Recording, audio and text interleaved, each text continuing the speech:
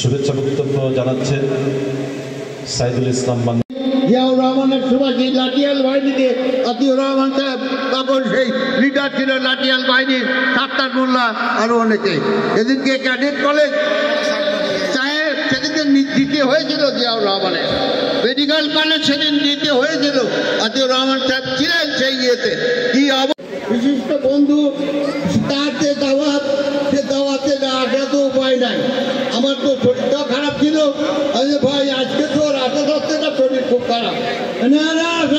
রমজান মাসে আমি দোয়া করি আল্লাহ যেন এবার যে স্বাধীনতা আসছে, এই স্বাধীনতা যেন দুটি মানুষের মনে হাসি ফুটে, এই প্রত্যাশা নিয়ে আমরা যেন সবাই ভাই ভাই মিলেমিশে সোনার বাংলা করতে পারি, এই প্রত্যাশা নিয়ে আমার কথা শেষ করছি। আল্লাহ।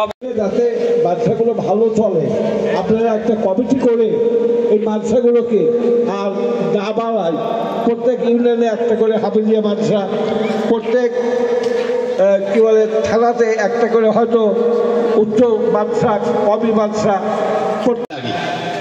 আমার কষ্ট লাগে, মানুষের কষ্ট দেখে আমার খুব কষ্ট হয়। আমি সারাদিন লেবারের মতো কাজ করি, আমার বাপজান বলেছে। আসলে আমি এমন একটা লোকের আদর্শে চলাফেরা করি, সেই লোকটার সম্বন্ধে অনেকেই সমালোচনা করে।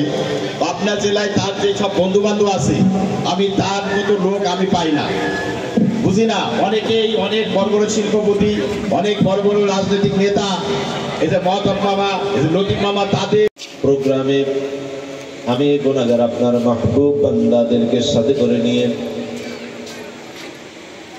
ইফতারের পবিত্রতম খাবারগুলিকে সামনে রেখে আপনার আয়োজনকে কবুল ও মঞ্জুর করে নিন।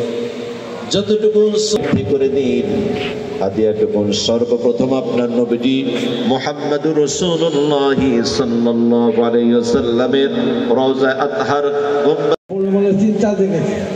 তো আপনারা যদি সবাই একমত হন, তাহলে আমি আবার এই চিন্তাটা কিশোরীবাসীর জন্য রেখে যেতে পারি। আমার চিন্তা হলো এটাই যে এই যে মাদ্রাসাগুলো চলতেছে, এই মাদ্রাসাগুলো একটু বিশৃঙ্খলভাবে চলতেছে বলে আমি মনে করছি। সবার মধ্যে একে অপরের সাথে সমন্বয় নাই। এই সমন্বয়হীনতার কারণে শিক্ষার মানেরও ব্যাহত হচ্ছে।